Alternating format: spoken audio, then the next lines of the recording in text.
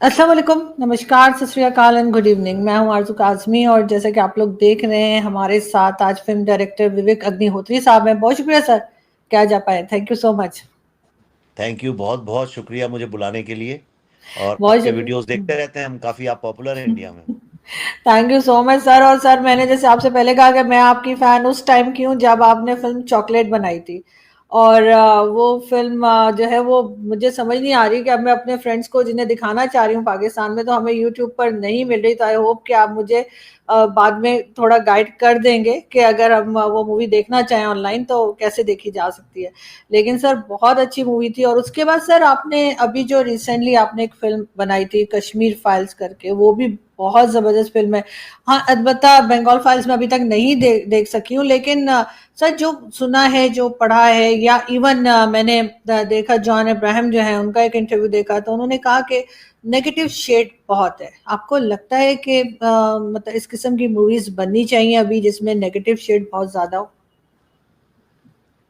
बिल्कुल बननी चाहिए, बिल्कुल। बल्कि मैं कहता हूँ ऐसी और बहुत सारी फिल्में बननी चाहिए, अलग अलग जगह बननी चाहिए। उसका एक रीजन ये है कि हम लोगों ने ना एक ऐसा एक फॉल्स वर्ल्ड क्रिएट कर दिया है, स्पेशली सोशल मीडिया के कारण, जहाँ पे हर कोई सुंदर दिख सकता है, हर कोई मीठी मीठी बातें कर सकता है। फेक हुँ, रिलेशनशिप्स हैं कि रिश्ते रिश्ते हैं नहीं, हुँ, लेकिन लगता है रिश्ते हैं। आपके लाखों फॉलोअर्स हो सकते हैं पर आप उनके लीडर नहीं हैं। तो हम लोगों ने एक अलग दुनिया ऐसी क्रिएट कर दी जिसमें हमको लगता है हम ठीक है तो सब कुछ ठीक है, लेकिन ऐसा नहीं है। इसलिए इंसानी जज्बात, इंसानी दर्द, इंसानी जो दुख हैं, जो उनको कैसे गलत करे आदमी, कैसे उनको समझे। इसीलिए आप देखिए कि पिछले 10 12 20 सालों में पूरी दुनिया में कॉन्फ्लिक्ट कितना बढ़ गया है, बिल्कुल। कितना बढ़ गया है। कंट्रीज के बीच में कितना अनरेस्ट हो गया है। अभी आपने देखा बांग्लादेश में हुआ, श्रीलंका में हुआ, आपके यहाँ भी हुआ था पाकिस्तान में हुँ, जब इमरान खान साहब के वक्त में हुआ था, या जी। उसी वक्त कभी नेपाल में हुआ है। आज इंग्लैंड का यही हाल है। अमेरिका में देखिए, उनके एक पॉलिटिशियन को ही गोली मारी है अभी कुछ दिन पहले। हुँ। और जर्मनी में गया था, वहां पे है। फ्रांस में जाइए, आप वर्ल्ड की किसी भी कंट्री में जाइए, लोग आपस में लड़ रहे हैं। मैं एक सीधा सा सवाल, मैं थोड़ा सा इसमें टाइम लूंगा, बाकी आपको शॉर्ट आंसर दे नहीं, नहीं, दूंगा। Please, please sir. मैं आपसे एक सवाल पूछता हूं, आप भी अपने, और इसका कोई हिंदुस्तान और पाकिस्तान से लेना देना नहीं है।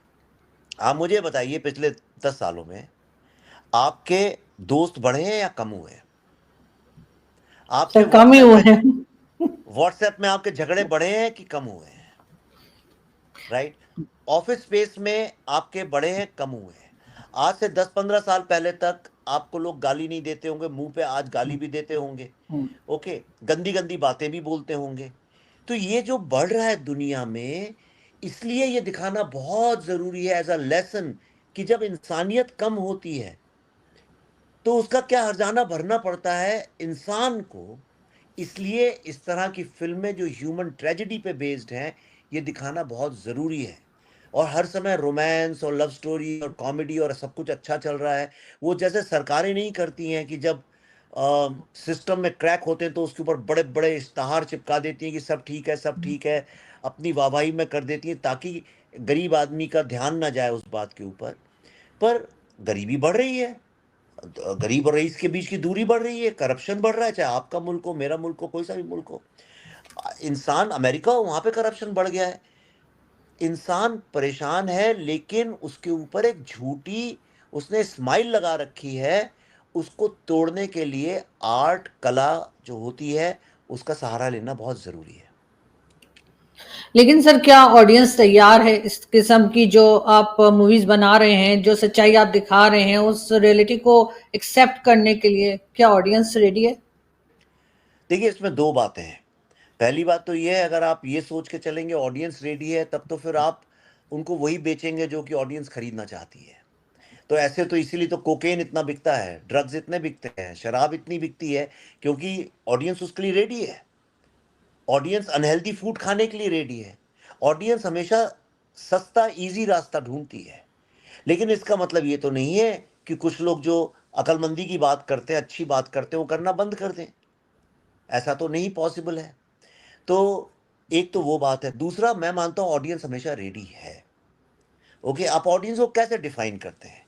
अगर समझिए कुछ एक जगह पे 100 लोग हैं और उसमें से 10-20 लोग जो हैं वो अच्छा म्यूजिक सुनना चाहते हैं, और बाकी 80-90 लोग जो हैं वो ऐसे ही बस डांस आइटम नंबर जिसको इंडिया में बोलते हैं इस तरह का हल्का हम्म। म्यूजिक सुनना हम्म। चाहते हैं, तो क्या अच्छा म्यूजिक गाने वाले बनाने वाले अच्छा म्यूजिक बनाना बंद कर दें? क्या करना हम्म। चाहिए? अगर सारी दुनिया करप्ट है और करप्शन की बातें कर रही है, बेईमानी की बातें कर रही है, तो क्या चंद लोगों को ये बोलना ही बंद कर देना चाहिए कि ईमानदारी अच्छी चीज है? हम्म। तो इसलिए दोनों पहलू हैं। और तीसरा जो मेरा मानना है, ऑडियंस हमेशा रेडी रहती है। अगर नहीं रेडी होती तो कश्मीर फाइल्स इतनी बड़ी ब्लॉकबस्टर कैसे बनती? हम्म। आज ये फिल्म हमारी आई, ये बंगाल फाइल्स, इतनी तारीफ आपने शायद ही किसी फिल्म की देखी होगी पिछले 10-15-20 सालों में। मैंने तो नहीं देखी किसी फिल्म की इतनी तारीफ। हम्म। जो आदमी अंदर घुस रहा है वो जब बाहर निकलता है तो कहता है कि मैं घुसा था कुछ और बाहर निकला हूं तो कुछ और। कम से कम ये हम्म। तो सीख के निकल रहा है बाहर की कम्युनल वायलेंस का क्या नतीजा होता है, ये मजहब के नाम पे लड़ाई लड़ने का क्या नतीजा होता है, और किसी भी देश को तोड़ने का क्या नतीजा होता है। हमने भी देखा है देश टूटते हुए, आपने भी देखा है देश टूटते हुए। तो ये तो पक्की बात है। तो ऑडियंस रेडी रहती है अच्छी चीज के लिए। ऐसा नहीं है, ऐसा थोड़ी है कि आप बाजार में समोसे खा रहे हैं तो आप कभी एप्पल खा ही नहीं सकते हैं, ऐसा नहीं होता है। बिल्कुल, लेकिन सर आजकल अगर हम बॉलीवुड की बात करें तो बहुत ज़्यादा क्रिटिसिज़्म जो है वो बॉलीवुड को फेस करनी पड़ रही है, और जो पुरानी इवन बच्चन साहब की मूवीज़ हैं उस तक पर लोग सवाल उठा रहे हैं कि जी वो मंदिर में तो नहीं जाते थे। दीवार फ़िल्म का सीन बार-बार बताया जाता है कि मंदिर में तो नहीं जाते थे, मगर उसके बाद जो है वो मुस्लिम्स का जो कह लीजिए जो एक निशान है, ये जो नंबर है वो पहने रहते थे। तो सर अब क्या और तरह का सिनेमा आ गया है, लोगों की सोच बदल गई है, या उस वक्त इसी तरह की मसाला फिल्म चला करती थी जो अब लोगों को कुछ और लग रहा है कि भाई ये क्या होता है? वैसे तो सर 20-20 लोगों को मार भी दिया करते थे हीरो, लेकिन अब जाहिर है कि अब लोगों को लगता है कि ऐसा नहीं हो सकता। नहीं, देखिए ऐसा है कि ये सब डिपेंड करता है राइटिंग के ऊपर। हम्म। कहानी अगर अच्छी हो तो आदमी 50 गलतियां भी उसकी भूल जाता है। लेकिन जब कहानी अच्छी नहीं हो, आपके पास कहने के लिए ही नहीं हो, तो आपके कितने भी अच्छे हम्म। जज्बात हो, कितने भी अच्छे आपके पास शब्द हो, उससे कुछ फर्क नहीं पड़ता है। राइट? आप फिर वो क्या होता है उसको कहते हैं वर्ड सैलेड बन जाता है, वो एक तरह हम्म। का बस। कई खाने आपने देखे होंगे जो दिखते बड़े अच्छे हैं, मन करता है खाओ, लेकिन एक चम्मच खाओ तो हम्म। उसके बाद बेस्वाद होते हैं। कई खाने दिखते हम्म। अच्छे नहीं लेकिन उनमें स्वाद बहुत होता है। तो ये हो सकता है कि कई फिल्में जो हैं अब जो बन रही हैं, आजकल जो फिल्में बन रही हैं उसकी समस्या ये है कि जो लोग उसको बना रहे हैं वो जिंदगी जीते नहीं है, उनने दुनिया देखी नहीं है, वो कहीं जाते नहीं है, अपना बस एक एयर कंडीशन में रहते हैं, हम्म। और एयर कंडीशन घर से बोर्डिंग में पढ़ने गए, लौट के आए, फिर 5 स्टार होटल में गए, और यही हम्म। जिंदगी है। तो उनको इंसानी जज्बात जो हैं, जो जो इंसान के पसीने की जो खुशबू है, जो पहली बारिश में जमीन से निकलती हुई जो खुशबू है, उसका उनको कुछ अंदाज ही नहीं है। जब उनको वो पता ही नहीं है तो इंसान के दिल को कैसे छुएंगे? इंसान के दिल को छूने के लिए सबसे पहले अपने दिल को महसूस करना पड़ता है, और अपने दिल को आदमी तभी महसूस करता है जब दिल टूटे। जिनके दिल नहीं टूटते हम्म। हैं वो दिल की दास्तान नहीं सुना सकते हैं। इसलिए मैं अपने यंग सारे असिस्टेंट से कहता हूँ, खूब इश्क करो, खूब दिल तोड़ो, तभी तुम कहानी लिख सकते हो या शायरी लिख सकते हो। शायरी निकल ही नहीं सकती अगर आपका दिल नहीं टूटा है। और दिल टूटना हजारों चीजों से होता है। आदमी को ह्यूमिलिएट होता है सोसाइटी में, उसको आइसोलेट किया जाता है, पचासों चीजें हैं दिल टूटने की। तो इसलिए आज जो मैं देख रहा हूँ ये सब बड़े घरों से लड़के आते हैं, और फिल्म मेकिंग जो है वो रईसों का शौक बन गया है, रादर देन जमीन से निकली हुई खुशबू। वो सलीम जावेद वगैरह जमीन से निकली हुई कहानियां बताते थे। इसलिए अमिताभ बच्चन की वो फिल्में चलती थी, क्योंकि वो उनमें जो हीरो होता था वो एक गरीब आदमी का बेटा, एक टीचर का बेटा, एक किसान का बेटा होता था। आजकल का हीरो कौन होता है? एक एनआरआई का बेटा होता है। बिल्कुल। एनआरआई मतलब नॉन हम्म। Resident Indians. जी जी। आप क्या, पता नहीं पाकिस्तान में क्या बोलते हैं ऐसे लोगों को? सर ओवरसीज पाकिस्तानीज भी कह दिया जाता है, लेकिन हम लोग आप लोग जो बात करते हैं वो हम हमारे यहाँ हम अंडरस्टैंड करते हैं, बिल्कुल हमारे यहाँ ओके। बहुत मूवीज देखी जाती हैं जी। या तो वो समस्या है। अब आज का जो स्टूडेंट ऑफ द ईयर है वो स्टूडेंट लगता ही नहीं है कहीं शक्ल से। तो हम्म। वो अय्याश ज्यादा लगता है, वो स्पोर्ट्स कार में आता है और रईसी के कपड़े पहन। तो फिल्म जो है सिर्फ रईस लोगों का मीडियम बन गया। इसलिए ऐसा है। लेकिन मुझे ऐसा लगता है कि पहले की जो फ़िल्में हैं, उनमें कहानियाँ बहुत अच्छी थीं, उनके गानों में लिरिक्स बहुत अच्छे थे, हाँ, और एग्ज़ैक्टली। हर हर गाने में ज़िंदगी से जुड़ी हुई कोई ना कोई हिदायत होती थी, कुछ ना कुछ फ़िलसफ़ा होता था। तो हुँ, इसलिए वो शायद आज भी हमको याद हैं, आज भी अंताक्षरी आप खेलते हो, तो हुँ। आप वही पुराने गाने गाएँगे, आप आजकल के गाने तो लोगों को याद भी नहीं है उसके अंदर क्या है। बिल्कुल ऐसा ही है सर, और कई बार तो रीमिक्स या कह लीजिए उस तरह से भी गानों को खराब किया जाता है, जो मुझे तो कम से कम नहीं पसंद। लेकिन सर जैसे आपने शुरू में बात की सोशल मीडिया की, फ्रस्ट्रेशन बढ़ गई है सोसाइटी में। आपको लगता है कि पहले भी शायद ऐसा होता होगा, लेकिन अब वाकई में बहुत ज्यादा लोग एक दूसरे को बुरा भला कहते हैं, न जाने क्या कुछ सोशल मीडिया पर लिखा जाता है। आपके ख्याल से ये फ्रस्ट्रेशन है, या फिर ये कि आप क्योंकि एक जगह में मिल गई है कि जी चलो ट्विटर पे या एक्स पे कुछ लिख दे, तो अब लोग इस तरह से खुलकर बात करने लगे? जी हाँ, एक तो क्या है कि देखिए, 2-3 चीज़ें हुई हैं सोशल मीडिया से। वो बातें जो पहले सिर्फ़ ड्राइंग रूम के अंदर होती थीं, खुसखुसाहट में, जो दोस्त लोग आपस में एक-दूसरे के कान में करते थे या चुपचाप करते थे, आज वो बातें सड़क पे आके लोग खुलेआम करने लगे हैं सोशल मीडिया में, राइट? एक तो ये हुआ है। तो जो आँखों की शर्म होती है, आँखों की हया जो होती है, जिसके कारण अभी मैं और आप बात कर रहे हैं फेस टू फेस। एक आँखों की हया है, शर्म है, तो मैं एक अंदाज़ में बात करूँगा, राइट? आप भी एक अंदाज़ में बात करेंगी, हम लोग मेंटेन करेंगे, एक सिविलिटी करेंगे। लेकिन समझिए आप दोनों हम आँखों के सामने नहीं हैं, आप एक सिर्फ़ नाम है आरज़ू काज़मी और मैं एक विवेक रंजन अग्निहोत्री, और ट्विटर के ऊपर मिल गए या सोशल मीडिया में, मुझे आपकी कोई पसंद नहीं आई तो मैंने आपको गाली दे दी, आपने मुझे गाली दे दी, फिर पलट के 2-4 लोग और जुड़ गए। तो सबसे पहली बात तो जो आमने-सामने बैठ के आँखों की है, वो ख़त्म हो गई है। एक शर्म जो होती है, वो ख़त्म हो गई है। दूसरी बात ये है कि एक इंसान जिसको कभी कोई ताकत ही नहीं मिली, जिसकी आवाज़ ही किसी ने नहीं सुनी आज तक, जो कुछ है ही नहीं, जिसका वजूद ही नहीं है, जो सिर्फ़ एक नंबर है, कल को मर जाए तो लोग कहेंगे एक आदमी मर गया, उसका नाम भी नहीं जानते लोग। आज वो आदमी खड़ा होके अमिताभ बच्चन को गाली दे सकता है। वो आदमी किसी को भी गाली दे सकता है, कुछ भी कह सकता है, वो राजा है, राइट? अब राइट। हम और आप बात कर रहे हैं, देखिए अभी तक हमने क्या बातें की हैं। हमने थोड़ी म्यूज़िक की बात की, थोड़ी फ़िल्म की एक अच्छी बातें ही करी हैं, एक चीज़ को एनालाइज़ कर रहे हैं, एक ज़िंदगी के तजुर्बे से कर रहे हैं, आपका एक एक्सपर्टीज़ है, मेरा एक एक्सपर्टीज़ है, 2 लोग बात कर रहे हैं ताकि तीसरा आदमी उसको सुने, तो उसको कुछ इनसाइट्स मिलें। लेकिन आप इसको जब डालेंगी, तो कुछ लोग जो हैं आपको गाली देंगे, कुछ लोग मुझे गाली देंगे।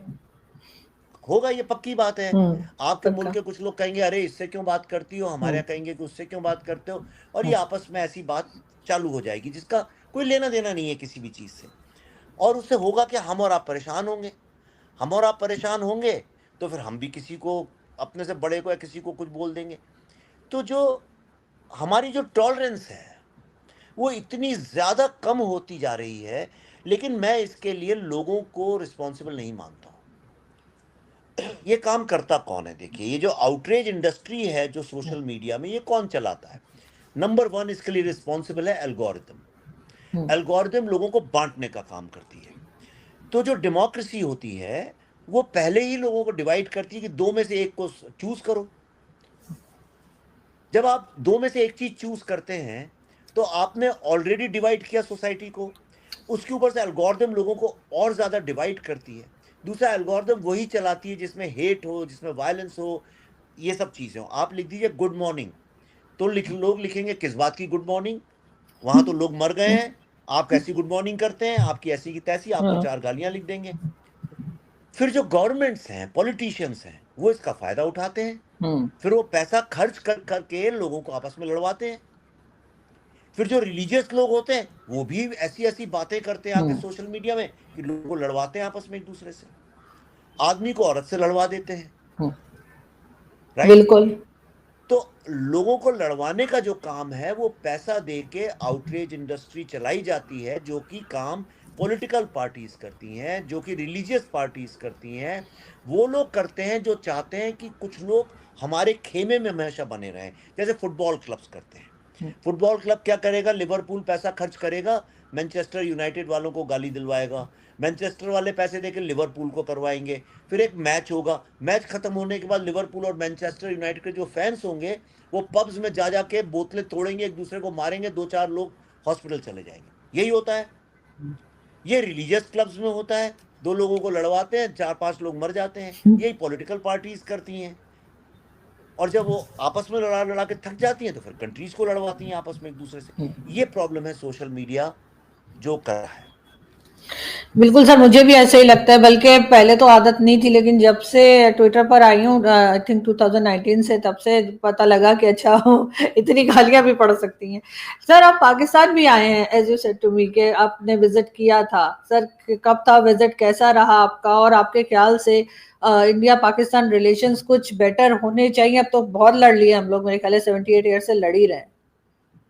देखिए, इसमें 2 मैं आया हूँ, मैं लाहौर भी गया हूँ, मैं एडवर्टाइजिंग डेलीगेट बन के गया था वो वर्ल्ड कॉन्फ्रेंस में। मेरे बड़े दोस्त हैं, अभी भी बहुत सारे दोस्त हैं। आपके यहाँ शहनाज जो एक्ट्रेस हैं आपकी, वो मेरी बड़ी अच्छी दोस्त हैं, उनके जो हस्बैंड थे वो दोस्त हैं। फिर आपके यहाँ से मंटो फैमिली थी, उनके यहाँ साले हैं वगैरह थे, वो लोग भी मेरे बड़े अच्छे दोस्त हैं। मैं इस्लामाबाद भी गया हूँ, रावलपिंडी भी गया हूँ। मुझे रावलपिंडी के वो ट्रक अभी तक याद भी हैं, रंग बिरंगे। तो देखिए, इसमें क्या है, 2 चीज़ें हैं। एक है पॉलिटिकल, एक स्टेट जो है वो डिसाइड करती है भाई ये हमारे दोस्त हैं, हमारे दुश्मन हैं। उस लेवल में प्रॉब्लम चल रहा है, जो पहले नहीं था अभी प्रॉब्लम चल रहा है। वो प्रॉब्लम तभी सॉल्व हो सकता है जब पाकिस्तान भी उसमें इनिशिएटिव ले, राइट। और उसमें जो है मुझे ऐसा लगता है कि इसमें पाकिस्तान की रिस्पॉन्सिबिलिटी ज़्यादा है। वो इसलिए है, मैं किसी बायस से नहीं कह रहा हूँ, मैं ईमानदारी से कह रहा हूँ आपसे। क्योंकि देखिए, पाकिस्तान की आज रेपुटेशन वर्ल्ड में क्या बनी है कि ये लोग टेररिस्ट लोगों को पनाह देते हैं या उनको नर्चर करते हैं। हो सकता है ये गलत हो पाकिस्तान के पॉइंट ऑफ व्यू से, अगर गलत है तो पाकिस्तान को इस नैरेटिव को ठीक करना चाहिए। तो जैसे पहलगाम में अटैक हुआ, सबसे पहले पाकिस्तान को खड़े होना चाहिए था कि ये गलत हुआ है। भाई अभी बिल्कुल। जैसे अभी जो नेपाल में हुआ, तो आमतौर पे हर हिंदुस्तानी ने बोला ये गलत हो रहा है। भाई आप पार्लियामेंट जला रहे हो, आप प्राइम मिनिस्टर की बीवी को जला रहे हो, गलत हो रहा है, राइट। हम खड़े हुए उसके साथ। इसका मतलब ये है कि हिंदुस्तान के जो लोग हैं वो एनार्की को पसंद नहीं करते हैं। इसी तरह से जब आपके यहाँ पाकिस्तान में जब वो टेररिस्ट लोगों पर अटैक हुए थे, मुझे याद है मैं ही सबसे पहले मैंने लिखा था उसके बारे में। इतने लोगों ने लिखा उसके बारे में। कोई बच्चे मर गए थे जब वहां टेररिस्ट अटैक में, तो उसके बारे में हर हिंदुस्तानी ने लिखा, इसके बारे में आर्मी सारी पब्लिक दुनिया ने स्कूल लिखा। जी। जी जी जी।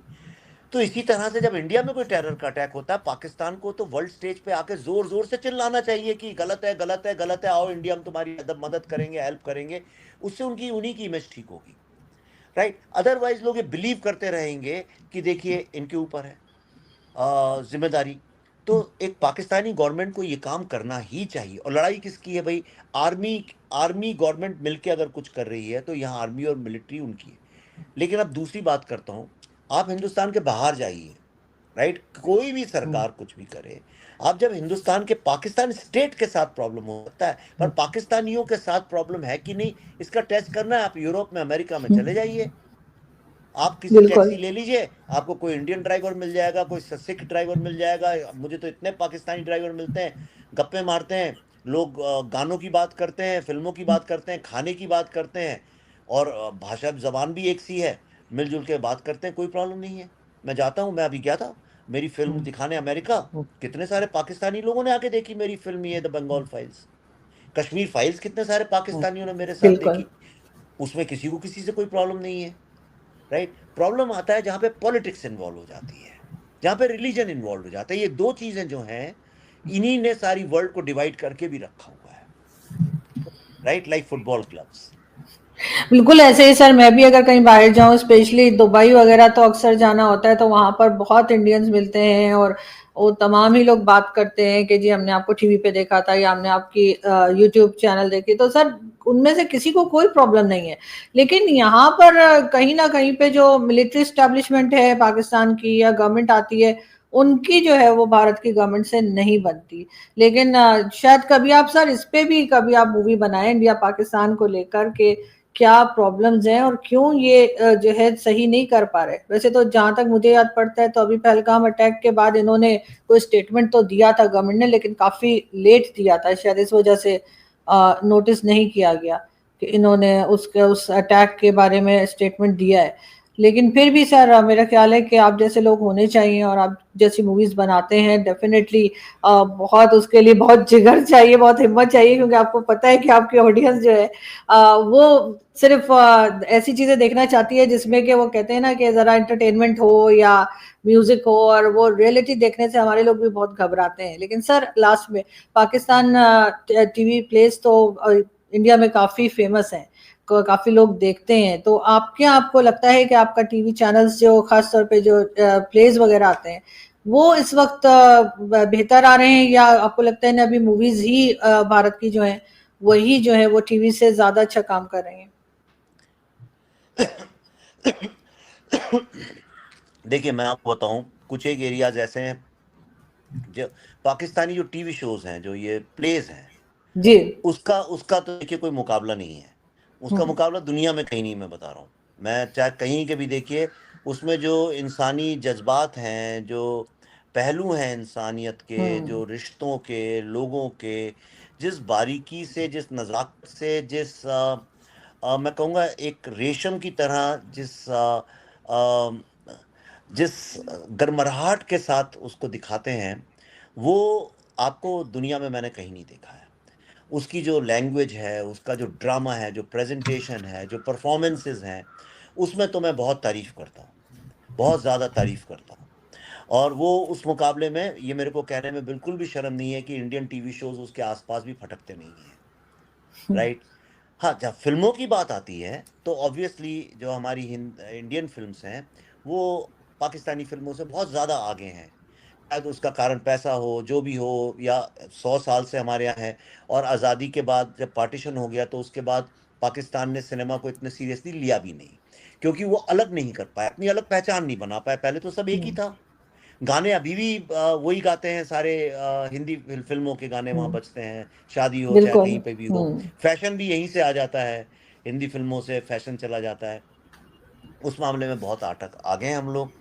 और लेकिन जहाँ तक रियल प्लेस की बात है, नाटक की बात है, थिएट्रिकल प्ले है, उसमें मैंने कुछ एक तो देखे हैं पाकिस्तानी प्लेस, पर इतने ज़्यादा नहीं देखे हैं, मुझे पता नहीं है। पर इंडियन प्लेस बहुत ज़्यादा थॉट लेवल पे, बहुत हाई लेवल इंटेंसिटी के साथ बनते हैं। अब तो प्रोडक्शन भी इतने बड़े बड़े होने लगे हैं इंडियन। अभी हम्म। मुगले आजम हुआ था, ये पूरे वर्ल्ड में गया, सारी दुनिया में घूमा।